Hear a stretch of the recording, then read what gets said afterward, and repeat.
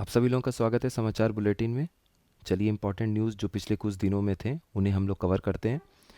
देखिए पहला ये न्यूज़ है अपने प्रयागराज एयरपोर्ट से रिलेटेड। इसमें लिखा हुआ है कि देश के टॉप 10 एयरपोर्ट में शामिल हुआ प्रयागराज। क्या दिया हुआ है देखिए। एक हाल ही में आपका एयरपोर्ट अथॉरिटी ऑफ इंडिया ने, जो AAI आप लोग लिखते हैं, एयरपोर्ट अथॉरिटी ऑफ इंडिया या फिर भारतीय विमानपत्तन प्राधिकरण, इसने एक सर्वे कराया। वैसे इनका हर बार साल में 2 बार सर्वे होता है हर साल। इसमें क्या होता है, 6-6 महीने पे ये सर्वे कराते हैं और ये कस्टमर सेटिस्फैक्शन यानी कि जो ग्राहक संतुष्टि है उसके हिसाब से आपका जितने भी एयरपोर्ट हैं देश में उनका सर्वे कराती है।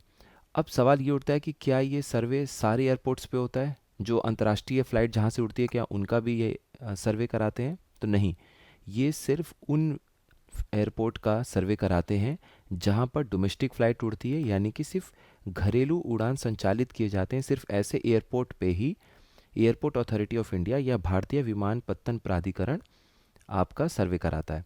इस सर्वे के हिसाब से इस बार पहली बार जो प्रयागराज पोर्ट है, एयरपोर्ट है, ये प्रयागराज एयरपोर्ट अपनी सर्वोच्च रैंक अभी तक की प्राप्त करते हुए देश में पहली बार आपका 10वां रैंक पाया है। अभी तक ये टॉप 10 में शामिल नहीं हुआ था। और ये किस श्रेणी में पाया है? घरेलू उड़ान संचालित करने वाली श्रेणी में। और कस्टमर सेटिस्फेक्शन इसका आधार था। इन्होंने देखा कि जो भी ग्राहक इस तरह के एयरपोर्ट का प्रयोग कर रहे हैं सिर्फ घरेलू उड़ान भरने के लिए, तो क्या वहाँ पर वो कितने ज़्यादा ग्राहक संतुष्ट हैं एयरपोर्ट की फैसिलिटी से। इस तरीके का सर्वे किया जाता है। इसमें देखिए पहले नंबर पे कौन है? भोपाल। ये याद रखिएगा, ये ज़रूरी है हमारे लिए परीक्षा को जहाँ मद्देनज़र हम देख रहे हैं। दूसरे नंबर पर है आपका गोरखपुर। ठीक है, गोरखपुर अपना सेकंड नंबर पर है। 8वें नंबर पे अपना बरेली है। 9वें नंबर पे अपना कानपुर है और 10वें नंबर पे अपना प्रयागराज है। प्रयागराज इसलिए इम्पोर्टेंट है क्योंकि इस तरह की रैंकिंग में पहली बार ये 10वें पे शामिल हुआ है, टॉप 10 में शामिल हुआ है। ये न्यूज़ है, ठीक है, आप लोग इसको देख लीजिएगा। चलिए अगले न्यूज़ की तरफ बढ़ते हैं। ये भी इम्पोर्टेंट न्यूज़ है। लखनऊ में बनेगा पहला मैंगो म्यूज़ियम पार्क। ये मतलब इसको आप समझिए कि बहुत ज़्यादा इम्पोर्टेंट न्यूज़ है।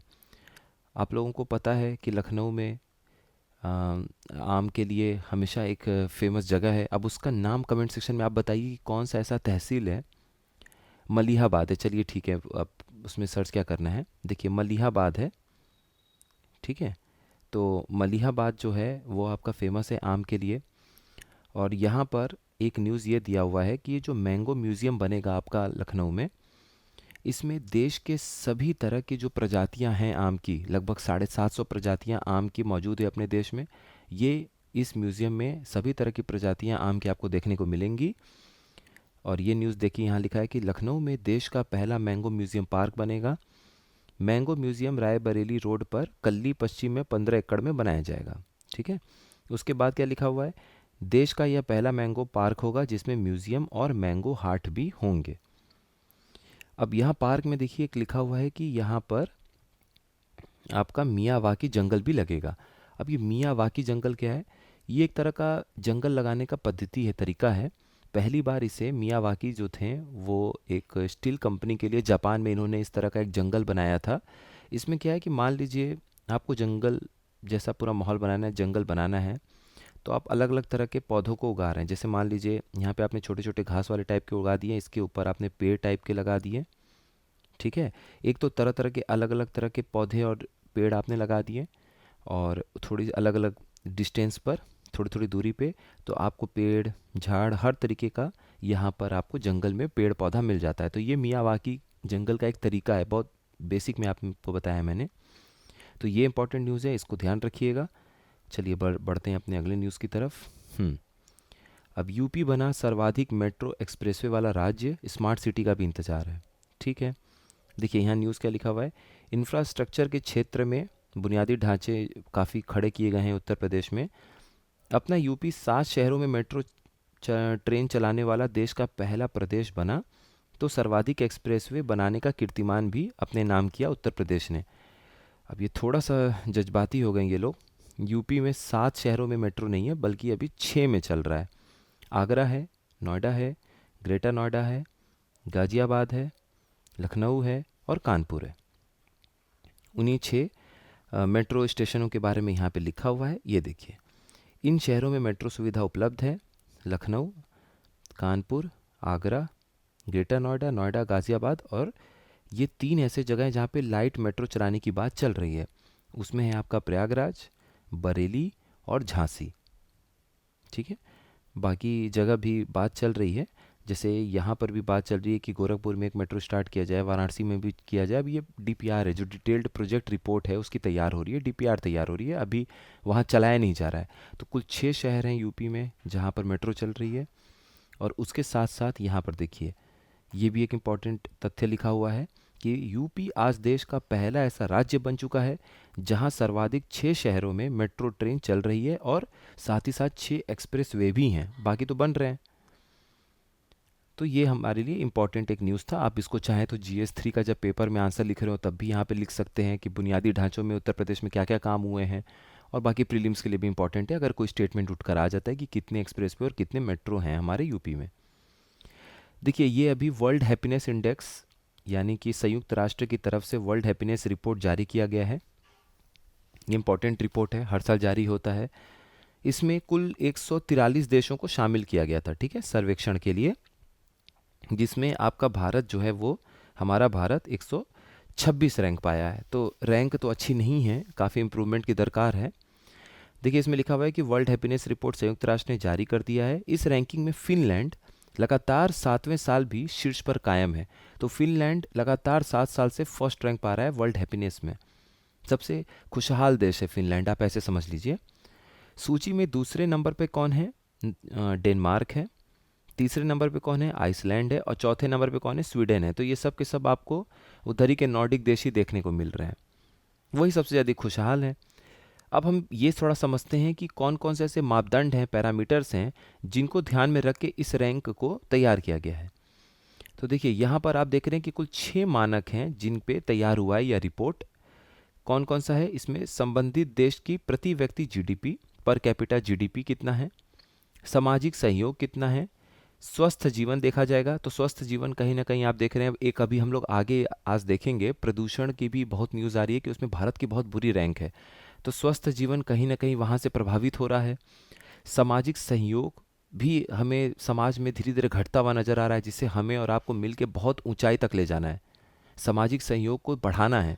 क्योंकि पर्यावरण जिस तरीके से दूषित हो रहा है, जिस तरीके से ग्लोबल वार्मिंग बढ़ रही है, ये हमारे और आपके अस्तित्व की बात अब धीरे धीरे आ रही है, आने वाली पीढ़ियों के लिए अस्तित्व की बात आ रही है। तो हमें सामाजिक सहयोग बढ़ाना ही पड़ेगा। उसके बाद दिया है उदारता, ठीक है, डोनेशंस वगैरह हैं और किसी की मदद करना है, चैरिटी है, इसको लेके उदारता। भ्रष्टाचार की क्या स्थिति है। और ये जो सामाजिक सहयोग दोबारा लिख दिया है, ये आप सामाजिक स्वतंत्रता मान लीजिए, सोशल इंडिपेंडेंस, ठीक है, ये है सामाजिक स्वतंत्रता है। ये 6 ऐसे मानक तैयार हो गए।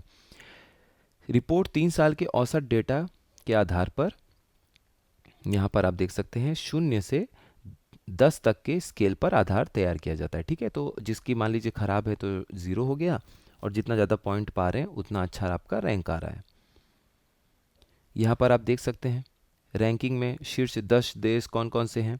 तो फिनलैंड पहले पर है, डेनमार्क दूसरे पर है, आइसलैंड तीसरे पे है और स्वीडन चौथे पे है। तो आप कोशिश करिए कि टॉप 3 या टॉप 4 जो है वो आपको ठीक से पता हो, ठीक है। क्योंकि अभी ये बिल्कुल करंट अफेयर है। पीसीएस या आरओ में इससे संबंधित अगर प्रश्न पूछा जाता है नए पेपर में, तो आप मान के चलिए कि वो टॉप 3 टॉप 4 भी पूछ सकते हैं। और उन्होंने कई कई बार तो, जैसे यूनाइटेड नेशन की आपकी एक रिपोर्ट आती है मानव विकास सूचकांक वाली, ह्यूमन डेवलपमेंट इंडेक्स, उसमें तो वो टॉप 5 तक रैंक पूछ देते हैं। तो ये हमारे लिए इंपॉर्टेंट है, टॉप 4 तक याद रखिएगा। उधर आप देखिए भारत की कंडीशन, अगर आप एशिया में देखेंगे तो चीन काफ़ी आगे है, हम उससे दोगुने रैंक पीछे हैं। नेपाल को देखिए 93 है, यहाँ तक कि पाकिस्तान भी 108 है, म्यांमार भी 118 है, लेकिन भारत 126 है। तो 143 देशों में 126 रैंक काफ़ी पीछे है। श्रीलंका 128 है, बांग्लादेश 129 है और अफ़गानिस्तान, तो सिर्फ श्रीलंका, बांग्लादेश और अफ़गानिस्तान से ही हम आगे हैं एशिया में, बाकी तो सारे देश हमसे आगे हैं। तो हमें इस पे काम जरूर करना चाहिए कि कैसे हमारी रैंक और इम्प्रूव हो सके। और मानक उन्होंने दे रखा है, तो हम हर मानक पे अगर सुधार करते हैं तो जाहिर सी बात है कि हमारी रैंकिंग भी अच्छी होगी। देखिए, यही वो न्यूज़ था जैसे मैंने आपको बताया कि क्यों स्वास्थ्य वाला जो उसमें एक मानक है उसमें हम पीछे हैं, क्योंकि भारत दुनिया के सबसे प्रदूषित देशों में तीसरे पायदान पर खड़ा है। देखिए यहाँ पर पहले हम आपको रैंकिंग दिखा देते हैं।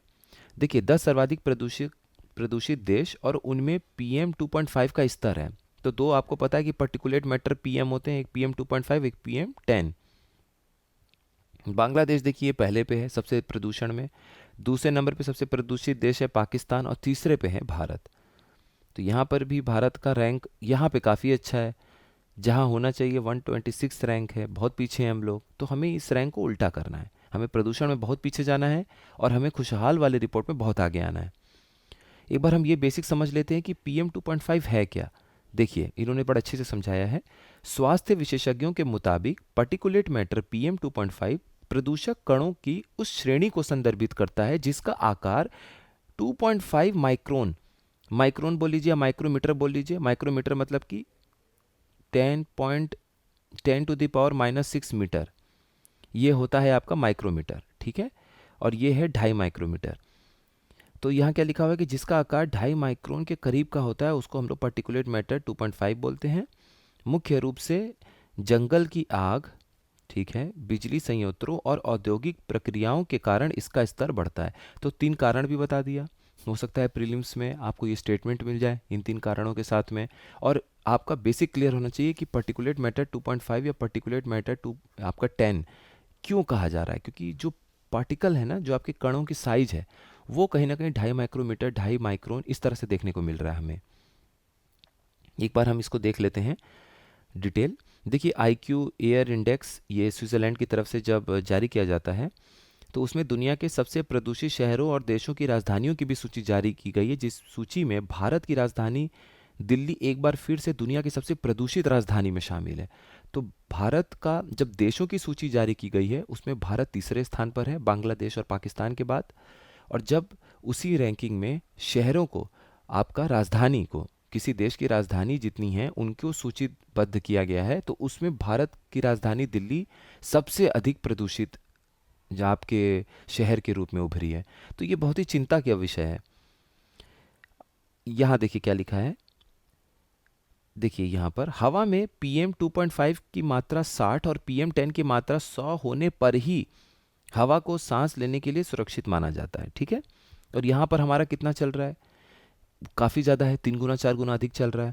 गैसोलीन, तेल, डीजल ईंधन या लकड़ी के दहन से पीएम 2.5 का अधिक उत्पादन होता है। अपने छोटे आकार के कारण पार्टिकुलेट मैटर फेफड़ों की गहराई से खींचा जा सकता है और पीएम 10 की तुलना में अधिक खतरनाक हो सकता है।